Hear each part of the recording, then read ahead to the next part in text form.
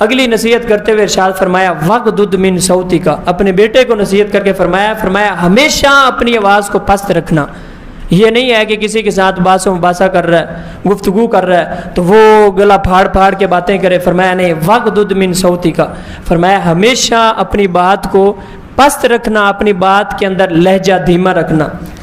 ان incur الاصوات لصوت الحمیر، فرمایا کہ بے شک سب بری آوازوں سے بری آواز کس کی ہے؟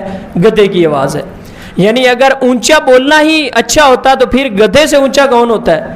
گدھا اتنا زور سے ہنہناتا ہے. تو فرمایا کہ وہ جتنا زور سے ہنہناتا ہے، اللہ نے فرمایا جتنی بری آوازیں ہیں سب بری آوازوں سے زیادہ بری آواز گدھے کی ہے.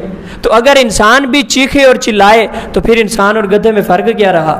انسان تو اشرف المخلوقات ہے، اس کا تو ایک وقار ہے. یہ بولے تو اس کے منہ سے پھول جھڑے، یہ بولے تو لوگ اس کے قریب ہوں، یہ بولے تو اس کی زبان سے حسن اخلاق کے الفاظ نکلے. اگر یہ بھی گدھے کی طرح چیخنا چلانا شروع کر دے، پھر انسان کے درمیان اور پھر ایک گدھے اور جانور کے درمیان کوئی فرق نہیں.